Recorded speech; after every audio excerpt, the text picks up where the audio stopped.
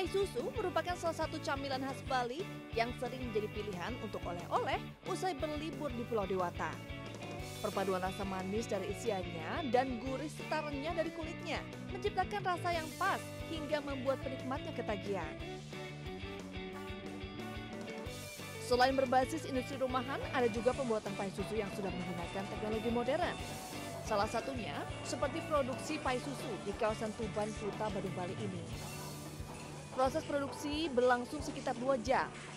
Pertama-tama, campuran adonan kue yang terdiri dari margarin dan tepung terigu diaduk hingga padat dan dibentuk bulat.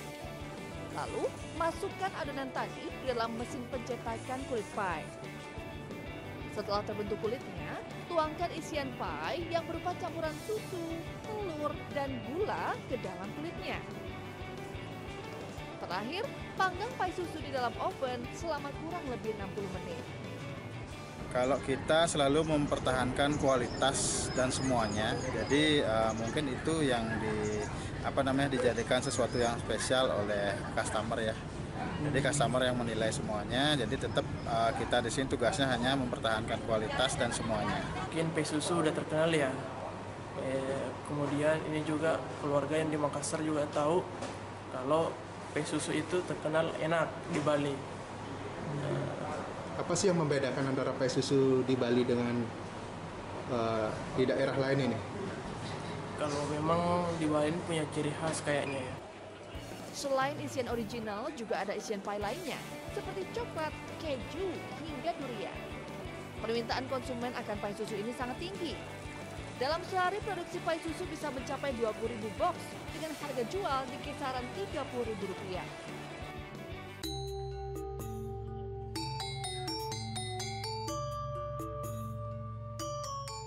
Ini dia menu khas Tabanan laklak. Kali ini laklak disajikan sangat berbeda karena diberi topping daging kuir atau daging entok dipadukan dengan konsep Nyegara Gunung. Bahan dasar laklak dibuat dari tepung beras, air, hingga santan. Selain laklak, ada juga ikan timbungan yang menggunakan daging ikan laut yang cara mengolahnya dimasukkan ke dalam bambu. Rasanya yang enak dan tampilan yang menggugah selera ternyata mengundang minat wisatawan asing yang berkunjung ke sini. So this is the traditional Balinese food, I guess.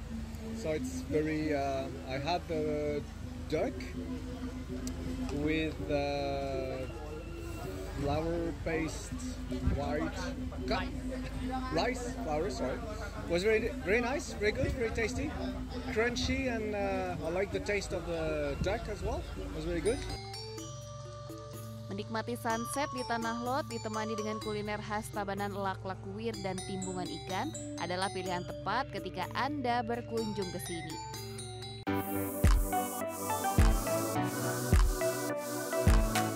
Bakso. Siapa sih yang tidak menyukai kuliner yang satu ini? Biasanya bakso dinikmati dengan kuah hangat. Nah, kuliner bakso kini dapat dinikmati dengan beragam varian. Salah satunya bakso pizza yang ada di kawasan Jalan Tantular, Renon, Denpasar, Bali. Yang membuat bakso pizza ini berbeda adalah bagian rotinya. Pizza yang biasanya menggunakan tepung diganti dengan adonan daging ayam yang dibentuk seperti roti pizza. Varian bakso pizza ini memadukan kuliner Nusantara dan Western. Rasanya masih gimana ya, kayak balance aja rasa daging sama rasa pizzanya, mungkin karena ada oreganonya juga sama mozzarellanya, jadi nggak yang terlalu bakso banget dan nggak yang pizza banget gitu. Dalam sehari, kedai ini mampu menjual 20 hingga 30 pan bakso pizza. Hampir kalau para milenial, anak muda itu kan mereka lebih kecenderungan suka adalah makanan yang agak sedikit Western. Jadi kita beberapa pilihannya, walaupun kita tidak meninggalkan bakso pada pakemnya. Satu pan bakso pizza dengan ukuran 22 cm dibanderol Rp70.000 hingga Rp100.000.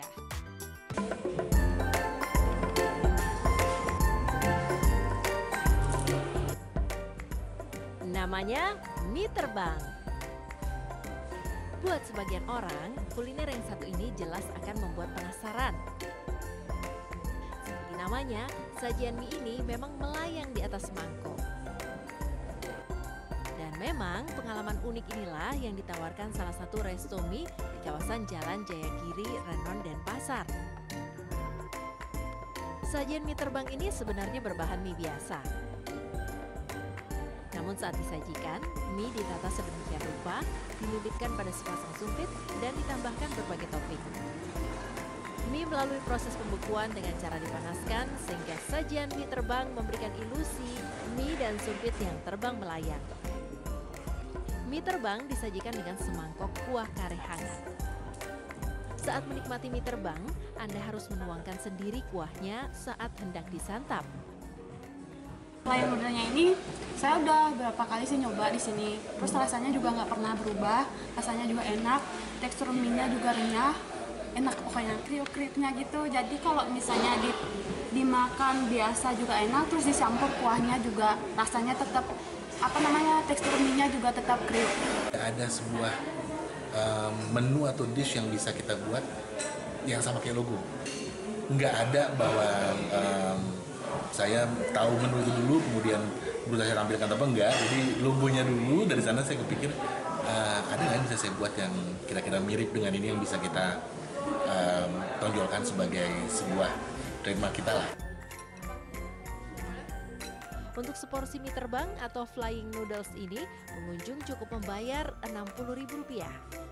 Selain tekstur mie-nya yang lembut, sensasi kriuk juga didapatkan dari semangkok mie terbang.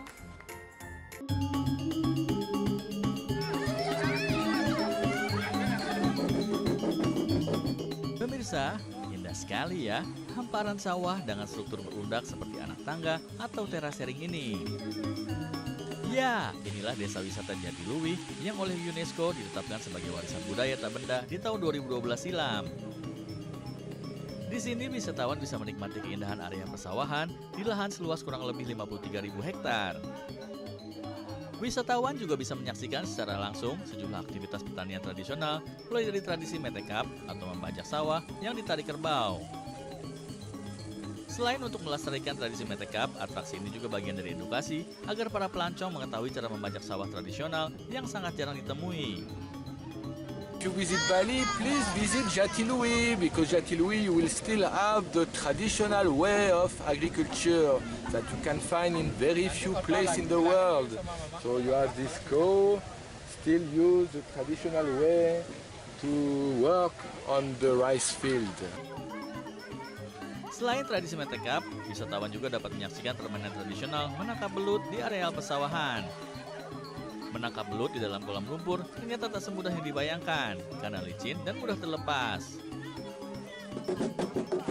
Selain itu, ibu-ibu di desa Jatiluwih pun tidak ketinggalan menunjukkan tradisi nebuk atau menumbuk padi menggunakan lesung atau alat pemukul padi tradisional. Selain menjadi lambang semangat gotong royong, tradisi ini juga bermakna kerjasama untuk menghasilkan beras yang berkualitas.